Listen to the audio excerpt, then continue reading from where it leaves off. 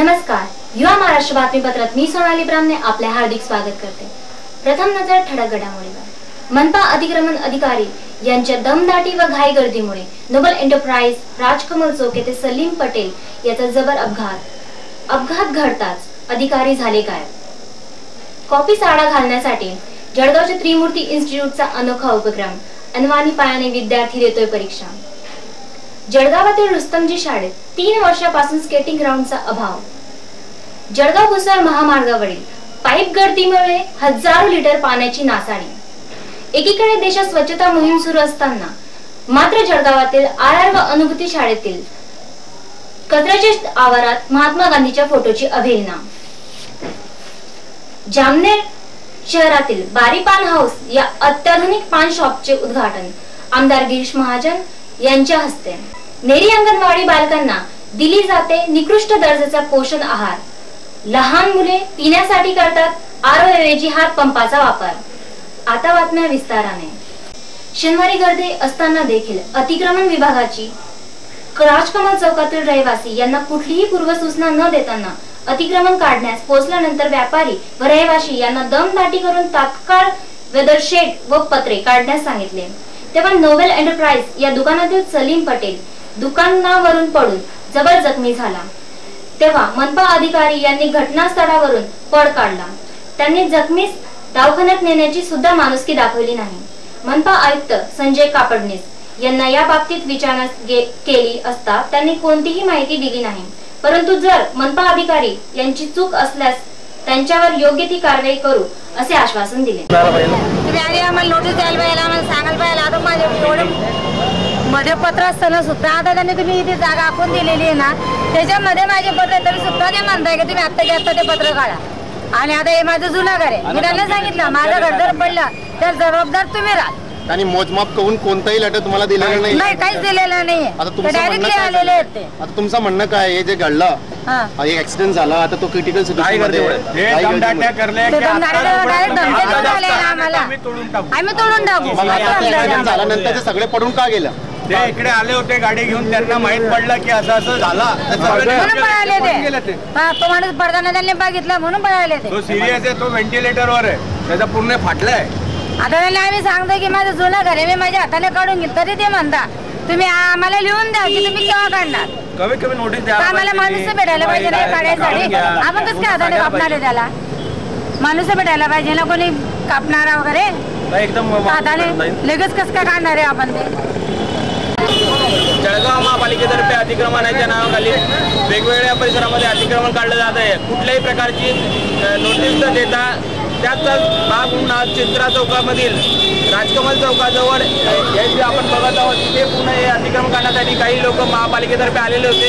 आणि ते आलेले असताना घाई गर्दीमध्ये एक व्यक्ती इथून पत्र्यांचे काढत असताना तिथून पडला आणि पडल्यानंतर त्याचे पत्रावरून जेव्हा पडल्यानंतर तिथे खाली पडला आणि त्याची जी आता त्याला हॉस्पिटलमध्ये नेण्यात आलेली आहे आणि त्याची तब्येत सिरियस आणि अत्यंत ICU मध्ये त्यांना ॲडमिट करण्यात आलेला आहे। या प्रकारचा जो प्रकार चालू आहे महापालिकेतर्फे अतिक्रमणाच्या नावाखाली लोकांना एक वेगळ्या प्रकारचे वागणूक दिली जात आहे आणि त्यामुळे कुठल्याही प्रकारची नोटीस न देता त्यांना या प्रकारचं अतिक्रमण करण्यास सांगितलं जात आहे। आणि आम्ही जेव्हा इथे पोहोचलो तेव्हापर्यंत इथे अतिक्रमणचे लोक नव्हते आणि ते निघून गेलेले होते।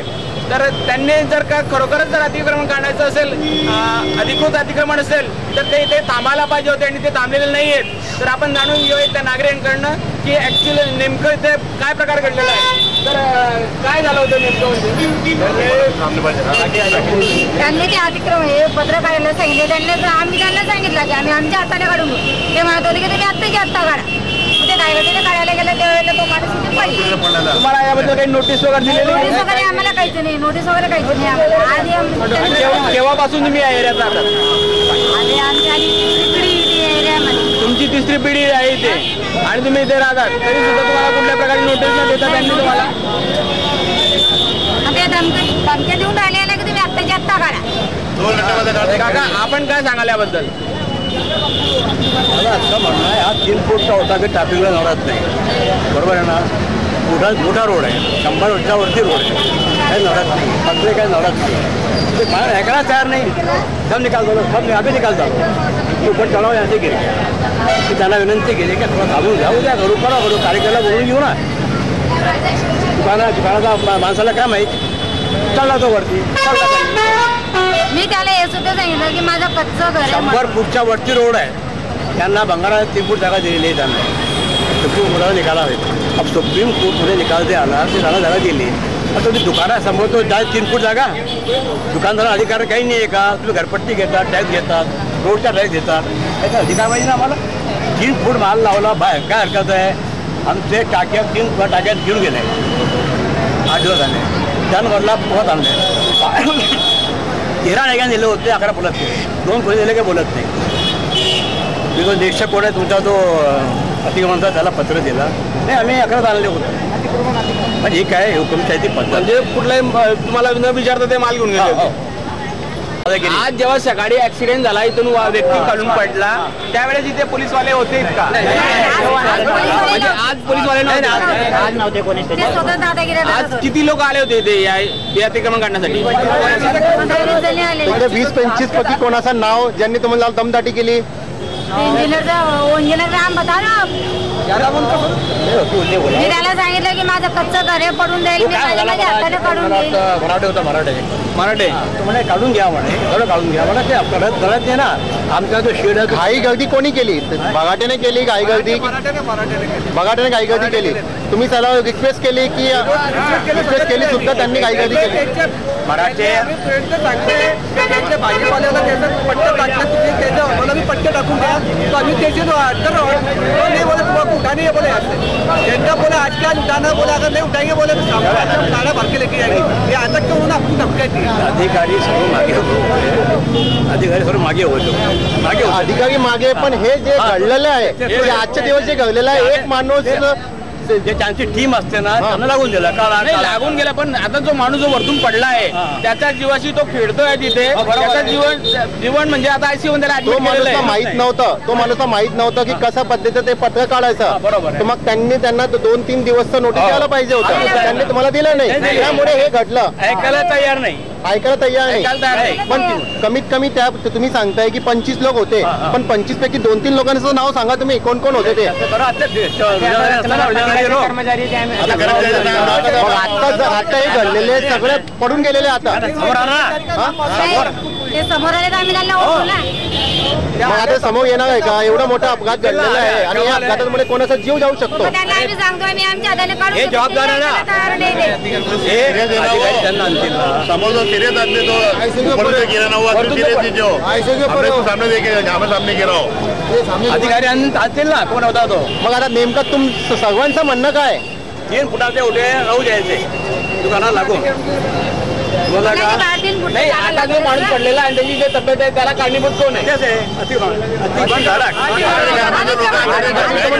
अतिक्रमणचे जेवढे लोक आलेले ते कारणीभूत आहे. त्यांनी तुम्हाला वेळ द्यायला पाहिजे होता. वेळ काय दिले लोक करा तुम्ही. एक गाडाचा पत्र कोणतेही अधिकारी तुम्हाला कोणीही ऐकून घेतलं नाही. आपल्याला मनमानी केली, सर्वांनी मनमानी केली. कोणाच्या अंडर मध्ये आले होते, कोण सुपरविजन होता ते तुम्हाला कोणीच माहित नाही. आता मी माता झाला की माझं जुनं घर आहे, पडलं त्याचा जबाबदार तुम्ही राहील, मी माझ्या हाताने काढून घेईल. तुम्हाला काय म्हणतो तुम्ही केव्हा काय मला लेखी करून द्या, आणि हा माणूस जर मेला तर जबाबदार नगरपालिका रे. मला लेखी दिले का त्यांनी की काढा म्हणून? नाही, लेखी दिलेलं नाहीये. मी लेखी कशाला देईल? का बापची जागा आहे कधी? नाही, तुम्हाला दिले का त्यांनी? तुम्हाला मागवलं की तुम्ही लेखी द्या म्हणे की तुम्ही अतिक्रमण काढणार. ऍक्च्युअल विषय काय होता, रोडवरती अतिक्रमण काय ते आकाशला बाजूला करायचं, हा विषय होता. हा विषयच नव्हता 8 दिवसापासून. मोठे काढा, तुमचे पत्रे काढा, विषय नव्हता. दुकान म्हटलं, घर म्हटलं, 3 फूट जागा तरी पाहिजे ना. आता आम्हाला ही आता घर आहे. दाना बाजारला थांबून गेले, त्यांना 3 वेळे परमिशन दिली. आपला जुना काबारला सर समोर असलेले, त्यांना कोणी हात लावत नाही. सर्वांना कायदा समान असावा, समजला का? कायदा समान असावा. रोड कोणता असो, जात कोणती असो. राजीव मामाने कमिटी तयार केली होती का खड्डे दाखवा, सर्वामध्ये तर आम्हाला सर्वांना विनंती आहे महापालिकेला की त्यांनी खड्डे बुजवायचे, रस्ता तयार करायचा मला का तिथे प्रत्येक पावसाळ्यामध्ये खूप पाणी जमा होतो, लोकांना जायला जागा मिळत नाही. आमची विनंती आहे त्यांना सगळं काम करायचं, नंतर तुम्हाला काय घ्यायचे मग काय काढावं लागेल. पावसाळ्यामध्ये डायरेक्ट घरात पाणी जातं आमच्या घरात पाणी येतो, आता याचा उठा तर घरात पाणी घुसत नाही, डायरेक्ट घरात पाणी जातं पावसाळ्यामध्ये. राजकमल चौकामध्ये ग्लोबल एंटरप्राइजेस या दुकानात अतिक्रमण जबरदस्तीने काढण्यासाठी ते सकाळी महापालिकेचे कर्मचारी आले होते आणि त्यांनी कुठल्याही प्रकारची नोटीस न देता इथे ग्लोबल एंटरप्राइजेसवाल्यांना सांगितलं की तुम्ही आताच्या आता इथे पत्र्याचे जे शेड आहे हे काढून टाका, अन्यथा आम्ही हे बुलडोझरने काढून घेऊ. तर त्यावेळेस जेव्हा त्यांनी त्यांच्या माणसाला सांगितलं, त्या माणसाने हे काढण्याचा प्रयत्न केला. तो माणूस कुठलाही कुशल कामगार नव्हता. जर का महापालिकेने हीच नोटीस दिली असती, 2 ते 4 दिवसात तुम्ही या त्यांना वेळ दिला असता, तर त्या ग्लोबल एंटरप्राइजेसवाल्यांनी कुठल्या तरी वेगळ्या कारागिराला बोलवून हे शेड व्यवस्थितपणे काढलं असतं. आणि जो माणूस आज सकाळी पडलेला इथनं, जेव्हा या एवढ्याचा या 8 ते 10 फुटाच्या हाईटवरून जेव्हा तो पडला, तेव्हा त्या माणसाचे तिथे त्याने केस सुद्धा आणि डोक्यावरती पडल्यामुळे त्याचे केस सुद्धा इथे गेलेले आहेत.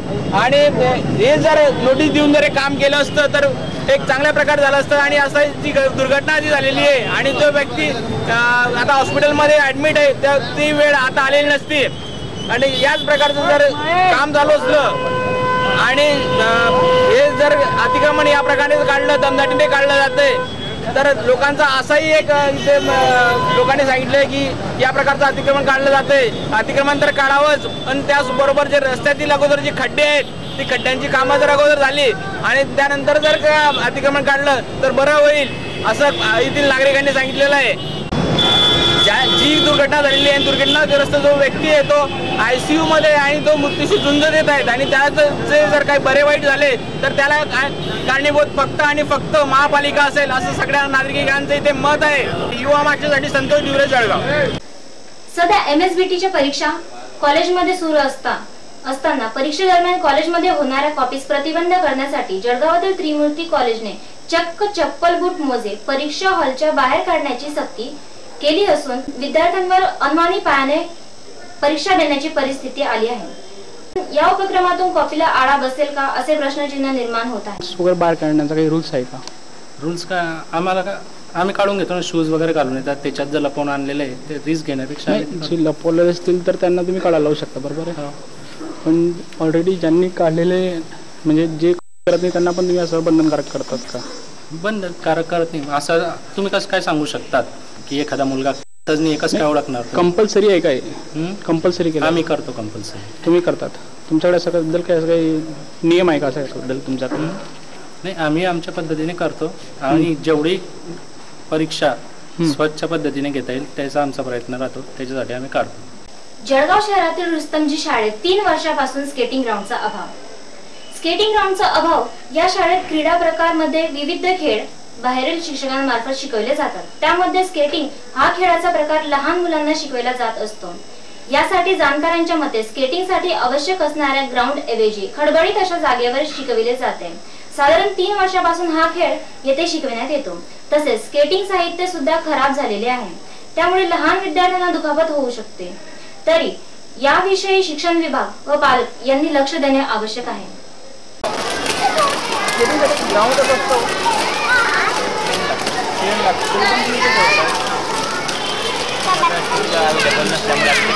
मुलं पडत आहेत, लागतंय मुलांना. सांगितलेलं आहे करून देणार आहेत, पण आता मुलांना लागतंय, पडतात मुलं, लागले इजा होऊ शकते त्यांना.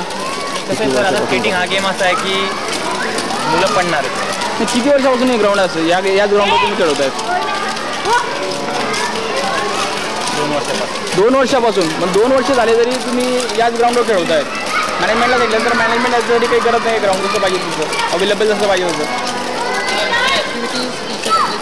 आम्ही ॲक्टिव्हिटी टीचर असतात, आम्ही जास्त बोलू नाही शकत. आणि तसं फक्त आमचा गुरुवार आणि शुक्रवार आम्ही फक्त 2 दिवस इथे शिकवायला येतो. 2 दिवस शिकवायला येतात. तुम्हाला काय सॅलरी वगैरे दिली? 4% आम्हाला. तुम्हाला वाटतं का हे ग्राउंड योग्य आहे स्केटिंगसाठी? हे ग्राउंड ते स्केटिंगसाठी योग्य नाही ते. मग तुम्ही सांगितलं नाही का, तक्रार दिली नाही का तुम्ही? सांगितलं आम्ही त्यांना, मग? बऱ्याच वेळा सांगितलं. मग ते बोलले की करून द्या, आम्ही तुमची काहीतरी पर्याय व्यवस्था करून देतो. पण आतापर्यंत काही व्यवस्था त्यांनी केलेली नाही आहे. हां, अजूनपर्यंत तरी काय झालं. ग्राउंड आहे, ग्राउंड जसं पाहिजे तसं नाही आहे, व्यवस्थित नाही आहे. जसं प्ले ग्राउंड पाहिजे होतं, स्केटिंगसाठी जी व्यवस्था पाहिजे, जे स्वतः जे शिक्षक समजवत आहेत किंवा शिकवत आहेत विद्यार्थ्यांना, लहान विद्यार्थ्यांना, ते सुद्धा सांगतात की हे ग्राउंड योग्य नाही आहे. तरीसुद्धा शाळेच्या मॅनेजमेंटला त्यांनी तक्रार केल्यानंतर सुद्धा ते त्याकडे लक्ष देण्यास तयार नाही. आणि हा जो गेम आहे इथे 2 वर्षापासून चालू आहे, तरी कुठलंही मॅनेजमेंट याकडे लक्ष देण्यास तयार नाही आहे. जळगाव औद्योगिक वसाहतीस पाणी पुरवठा करणारी पाईपलाईन गळतीमुळे हजारो लिटर पाण्याची नासाडी दररोज होत असून बऱ्याच वर्षांपासून ही पाईपलाईन सोडून गळतीचे प्रमाण वाढत आहे. महिन्याभरात कुठे ना कुठे पाईप लिकेज होऊन त्यावरील मलमपट्टीप्रमाणे काम करून तात्पुरते थांबवले जाते. यामुळे कदाचित एखादा मोठा अपघात होऊ शकतो. देशात सर्वत्र स्वच्छता मोहीम सुरू असताना मात्र जळगावात आर व अनुभूती शाळेच्या शेजारी कचऱ्याच्या आवारात महात्मा गांधीच्या फोटोची अवहेलना दिसली. या ठिकाणी दररोज हजारो विद्यार्थी या शाळेत येत असतात. मात्र महात्मा गांधीजींचे फोटो कचऱ्याच्या जवळ लावून त्यातून कुठला आदर्श घ्यावा असे बोलले जात आहे. आम्ही काही विद्यार्थ्यांना विचारले असता त्याने कचऱ्याजवळ लावलेला फोटो शाळेने लावलेला असू शकतो म्हणून आम्ही काढला नाही असे सांगितले. तरी कुठल्याही महापुरुषाचे फोटो लावताना लहान मुलांवर काय परिणाम होईल व यामुळे समाजातील येणाऱ्या पिढीवर कोणती संस्कृती निर्माण होईल यावर नागरिक व शाळा व्यवस्थापनाने काळजी घ्यावी. जळगाव शहरामध्ये मध्यवर्ती ठिकाण जिथे आराळ शाळा एके बाजूला आराळ शाळा आहे आणि एका बाजूला एक अनुभूती स्कूल, हे मध्यवर्ती ठिकाण असते की तिथून असंख्य विद्यार्थी या शाळेमध्ये दोन्ही शाळांमध्ये शिकण्यासाठी येत असतात. दररोज हजारो विद्यार्थी या बाजूने जात असतात. शहरामध्ये नव्हे तर संपूर्ण देशामध्ये एक वातावरण तयार झालेलं आहे. आणि ते वातावरण म्हणजे राष्ट्रीय स्वच्छता अभियान. स्वच्छता अभियान म्हटलं म्हणजे गांधीजींचं नाव आवर्जून घ्यावं लागतं. आज देशाला जे स्वातंत्र्य मिळाल्यानंतर स्वच्छतेसाठी जे त्यांनी आवाहन केलं होतं गांधीजींनी, आणि याच गांधीजींच्या नावावरती स्वच्छता अभियान पूर्ण राज्यामध्ये राबवलं जातं आहे. त्याचाच एक भाग म्हणून जळगाव शहरामध्ये सुद्धा स्वच्छता अभियान दररोज राबवलं जातं आहे. आणि या गांधीजींच्या नावाने जेव्हा स्वच्छता अभियान राबवलं जातं त्यावेळेस गांधीजींना एक समोर ठेवलं जातं. पण आज आपण बघतोय की आराळ शाळा आणि अनुभूती शाळा हा इथे बाजूला गांधीजीचा फोटो आपण बघू शकतोय आणि संपूर्ण कचरा पडलेला आहे. हा जो कचरा पडलेला हा कचरा या दोन्ही शाळांचा कचरा इथे टाकला जातोय आणि परिसरातील नागरिक सुद्धा इथे कचरा टाकतायत. एकीकडे सगळीकडे फोटो सेशन चालतंय, फोटो काढले जात आहेत, व्हिडिओ काढले जात आहे आणि ते वेगवेगळ्या चॅनलवरती वेगवेगळ्या वृत्तपत्रामधून येत आहेत. पण जिथे कचरा पडलेला आहे आणि गांधीजींची जिथे अवहेलना केली जाते, बाजूला बघू शकतो आपण की एक शौचालयाच्या बाजूला भिंतीवरती एक गांधीजींचा फोटो लावलेला आहे. त्यामुळे ते गांधीजींना आज वरतून जर बघत असतील, गांधीजी कदाचित वरतून बघत असतील तेव्हा गांधीजींना काय वाटत असेल की बघा मी स्वच्छतेचं महत्त्व सांगितलं, पण या लोकांनी स्वच्छतेसाठी माझा आज फक्त एक फोटो सेशनसाठी उपयोग करून घेतलेला आहे.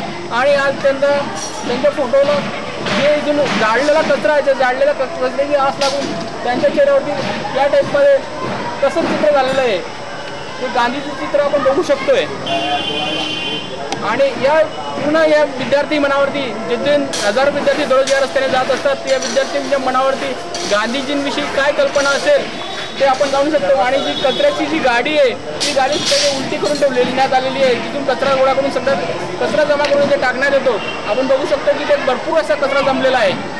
आणि या कचऱ्यात पडल्यामुळे आणि या गांधीजीचा फोटो लावण्यामागे काय उद्देश असू शकतो आणि इथून लहान बालमयांवरती विद्यार्थ्यांवरती काय परिणाम होतील याबद्दल आपण प्रश्नचिन्ह निर्माण होतो.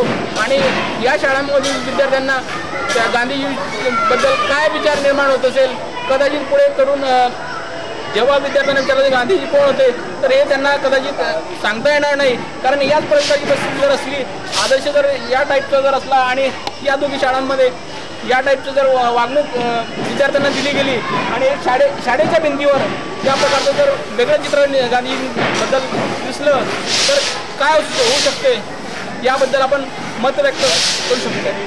आप का रे देव काय नाव तुमचं?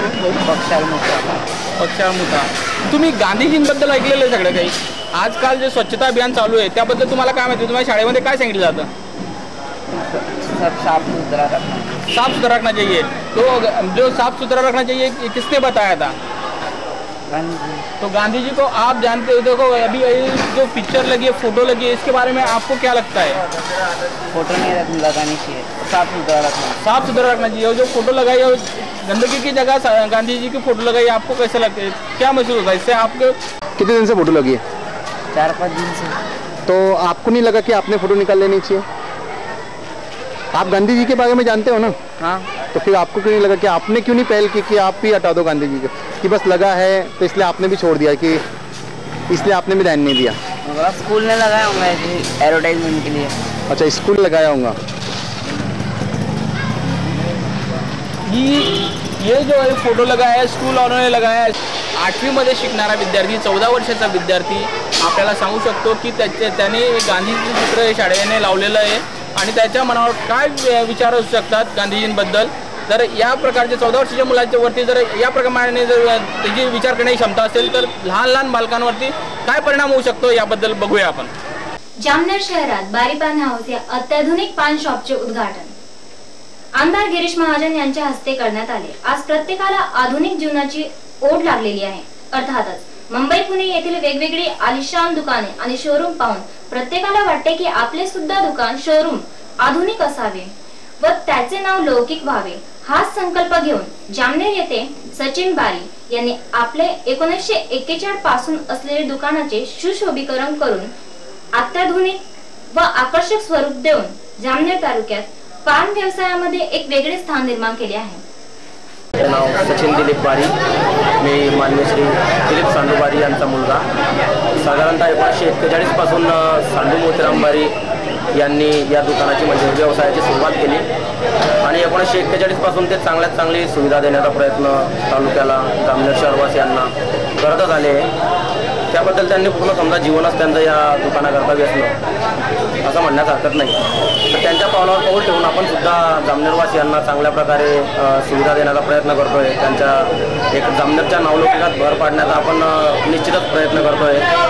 जरी पान मसाला आयटमवर बंदी असली तरी आपण तसल्या प्रकारचा कोणताही म्हणजे उत्पादनाची विक्री ही करत नाही। परंतु जे भारतीय संस्कृतीमध्ये जेवण झाल्यानंतर किंवा एक पाहुणे मंडळी आल्यानंतर पान त्यांना देण्याची हे असते, प्रथा म्हणतो आपण त्याला, प्रथा असते, त्या प्रकारे आपण हा व्यवसाय आणि हा वारसा आपला जोपासण्याचा पूर्णपणे प्रयत्न केलेला आहे। त्यातच आपण जामनेरमध्ये एक भर पाडलेली आपल्या व्यवसायाची वृद्धी करताना आपण जामनेरवासियांना एका नवीन पान दालनाचा, बारी पान हाऊस या पान दालनाचा आपण त्यांना एक कलाविष्कार सादरच केला आहे समजा, असं तरी म्हटलं तरी काही हरकत नाही। तर आपण त्यांच्या सेवेमध्ये आपलं हे नवीन दुकान चालू करत आहोत आजपासून। त्याच्या उद्घाटनाकरता मान्य श्री गिरीश भाऊ स्वतः येत आहे, हा त्यांचा मोठेपणाच म्हणावा लागेल। आणि तसंच जामनेरवासियांची आपल्यावर असलेली कृपादृष्टी म्हणा, त्यांची लाभलेली आपल्याला मोलाची साथ, यामुळेच आपण आज इथपर्यंत पोहोचलेलो आहे। तरी आपण म्हणजे या दुकानाचा लाभ घ्यावा किंवा या दुकानाला भेट द्यावी हेच आपण मी तुम्हाला सर्वांना म्हणजे सांगू इच्छितो जामनेरवासियांना। असं हे दुकान आपल्या जामनेर शहरामध्ये आज बारी बंधूंनी या ठिकाणी सुरू केलेलं आहे। मला आज औरंगाबादच्या तारापान सेंटरची आठवण झाली, पण खरं म्हणजे मी कधी पान खात नाही आणि आज उद्घाटन करायला मला या ठिकाणी यावं लागलं। मला कार्यकर्त्यांनी या ठिकाणी सांगितलं की आता तुम्ही खात नव्हते पण आता उद्घाटन केलं तर आजपासून सुरू करा। मी मागच्या 4 महिन्यापूर्वी जळगावला एका बिअर बारचं उद्घाटन केलं, मला तिकडे सुरू करावं लागेल। म्हणून अशी सक्ती करू नका, भले मी आजच्या दिवस पान खाऊन घेतो पण तिकडे काही मी तसं केलं नाही की आजच्या दिवस पिऊन घेतो म्हणून। आज अतिशय प्रसन्न अशा वातावरणामध्ये आपण बारी पान सेंटरचा या ठिकाणी शुभारंभ केलेला आहे।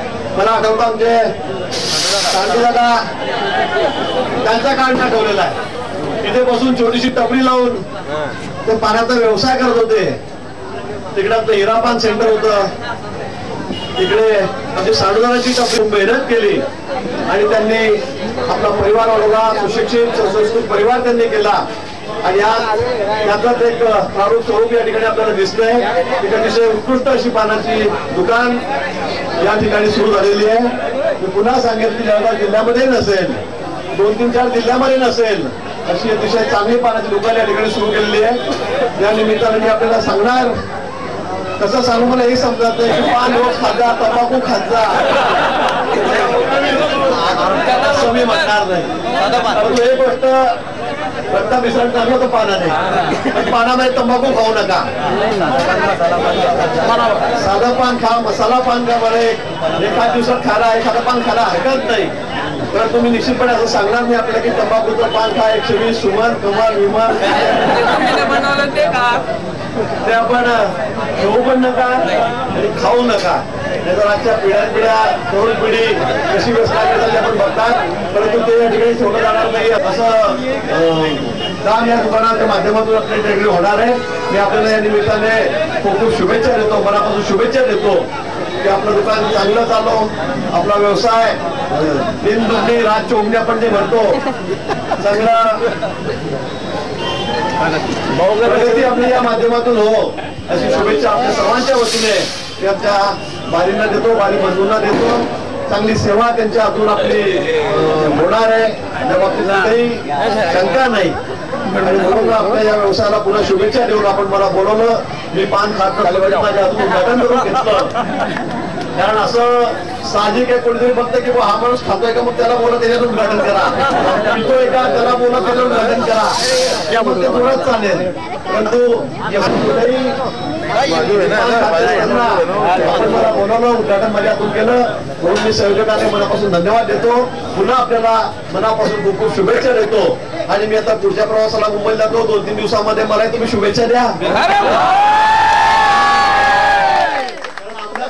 केलंय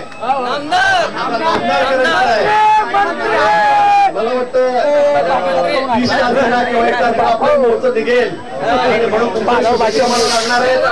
परत आल्यावर पुन्हा आपल्याला भेटायचं आहे. एवढं प्रेम तुम्ही मला यावेळेला दिला, एवढी भरभरून मतं दिली. दामनेर शहराने तर कधी इतिहासात 8,500 मतांचं लीड आहे दामनेर.